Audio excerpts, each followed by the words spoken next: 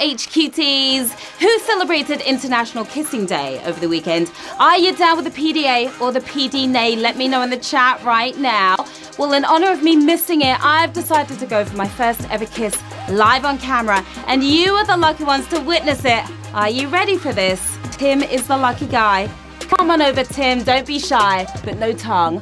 Mwah! There you go, you frisky thing, Tim the Turtle. Get out of here. I'm Sharon Carpenter, your lippy presenter at your phone's up presenter. This is HQ Trivia, where if you don't puck it up, you can get those bucks. And the rules here are simple. I'm going to ask a series of questions from easy to hard. You have 10 seconds to tap that answer. If you get it correct, you move on. Answer all 12 right, you win or split the cash. Kiss up to your friends and get those extra lives by getting them to sign up to HQ using your code.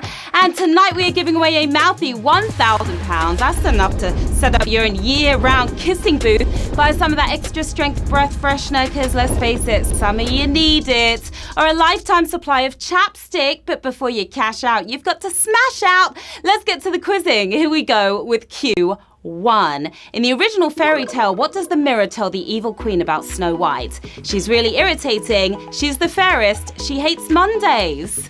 It's like the first iteration of Siri. Garfield sure hates Mondays, but they don't seem to bother Snow White at all. Irritatingly beautiful, the mirror says she's the fairest of them all.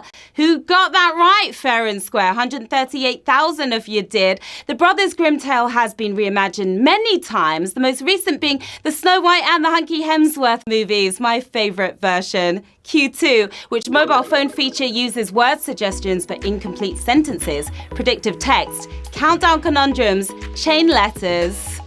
And it's the most annoying thing in the world. If you went for conundrums, then you can count yourself out of this one. No, I don't mean ducking. I never mean ducking. The mobile psychic with a poor success rate, predictive text. And you predicted that, didn't you? 135,000 of you did. Now, predictive text was created to make texting easier, but it's led to a ton of very awkward moments instead. A lot to explain after some of those texts. It's shout out time, everyone. Lewis passed his driving test today. Nice work, Lewis. Hello to Harry Maguire from Sheffield. We've got Cameron and Morgan in Cardiff playing along. Farah in Birmingham is the best sister in the world, along with my sis, my big sis, Catherine. Joel has been chilling in the Spanish sun, while Alice and Nick are back from Prague. Hi to Gareth South Goat. And we have two sets of engaged couples. We've got Rachel and George and Nick and Oaken. Congrats to you all and good luck to everyone in the game. Q3. The Matterhorn Mountain sits between the border of Italy and which other country? Switzerland, Peru, New Zealand. Gotta be matter of fact about this one. Italy may be shaped like a boot, but it would need one hell of a swing to connect with New Zealand, wouldn't it? Keeping out of the EU while being bang in the middle of it. It's Switzerland we're talking about here. Who's skiing forward? 123,000 if you are. Easily recognise the A-lister of the Alps looks like a giant snowy pyramid. It's huge. Q4. Who was the female singer in the American band No Doubt? Avril Lavigne, Gwen Stefani, Christina Aguilera. You got me feeling hella good, so let's just keep on dancing.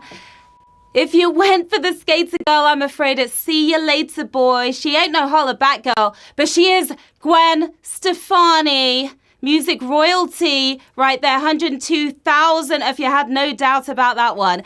Gwen may have been the lead singer of No Doubt, but the band reforming again looks pretty doubtful to me.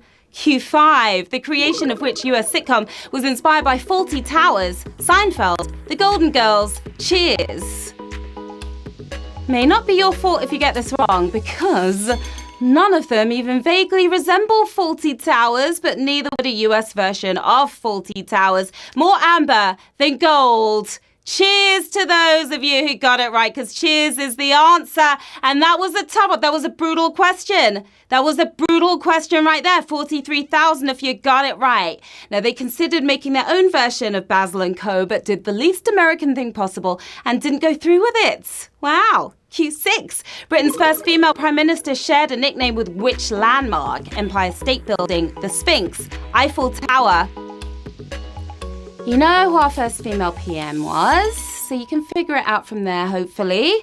Margaret Thatcher was our first female Prime Minister, of course, but what beat her to the Iron Lady, giving us quite the eyeful since 1889? The Eiffel Tower. That's the landmark in question. Oh my goodness, oh my gosh. Utter savagery happening here on Q6. We've got sausages, bacon and eggs going on. 9,743 if you're still in the game. We lost about 35,000 of you, sadly. Now, the tower is entirely made of iron, while it was just Maggie's heart that was cold and metallic. Q7, who won the X Factor in the year that JLS appeared on the programme? Joe McElderry, Leona Lewis, Alexandra Burke. Keep your eyes wide shut on this one. JLS practically oozed the X Factor, but who had that extra something in 2008? Even with Aston's backflips, they couldn't beat Alexandra Burke. She was fantastic, wasn't she? 6,682, if you got that right. The rest of you probably feeling like Burke's there. Sorry. Burke has been busy since winning the show, landing 3 #1 hits and a Brit Award as well. Well done to her. Q8.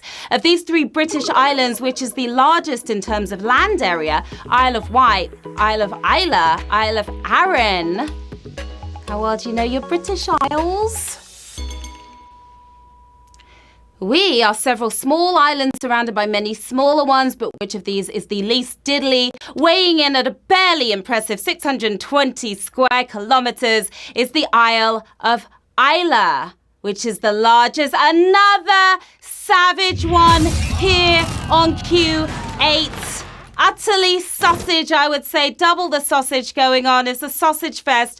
850 of you are moving forward. The Isle of Wight looks pretty big on the map, but it's the teeniest of the 3 here. Yeah, a lot of you thought that, though. Q9, which of these golfers has never won the US Open? Jeff Ogilvy, Angel Cabrera, Phil Mickelson. Keep an open mind here. 3 professional pitch and putters, but one has yet to punch the air at the US Open. Coming so close, he must be taking the mick. Phil Mickelson, that's who. A hole-in-one for 476 of you. Despite winning all the other majors, Phil's best result in the US is 2nd place on 6 different occasions. Ouch. Q10, we are getting so close. Which of these Razzie-winning movies also received an Academy Award nomination? Batman vs. Superman, Gods of Egypt, 50 Shades of Grey. Yes, one of them was actually allowed through the doors. They're all cinematic sewage, but who got a surprise nod from the Oscars? Colouring all shades of awful, 50 Shades of Grey, and it's 50 Shades of Yay for 190 of you. And it was nominated for Best Original Song. It has to be the song, right? Which has more to do with the weekend than the actual film. Q11. In terms of recent passenger numbers, which of these is the busiest train station? Liverpool Central, Leeds, Manchester Piccadilly. I haven't been to any of them. I need to get out more. Need to live. 3 chock-a-block northern terminals, but who's dishing out the most tickets? Boasting just under 31 million travellers a year. It's a lot of travellers, and it's Leeds that we are speaking of. 42 of you, just 42 of you left in the game. First class tickets at the ready, because we're pulling into the final round. 42 players left. 14 using their extra lives to get back in, and 1,000 big ones up for grabs. And those bragging rights. Good luck, players. Which one of these classic British plays premiered in Austria? A Man for All Seasons, Pygmalion, and Inspector Calls. Everything riding on this. They've been performed countless times, but who had their first night in Vienna? The inspector may be well-travelled, but his first call was to the Soviet Union. The transformative tale of Eliza Doolittle, Bernard Shaw's Pygmalion for the win. And we have 14 winners, my lovelies.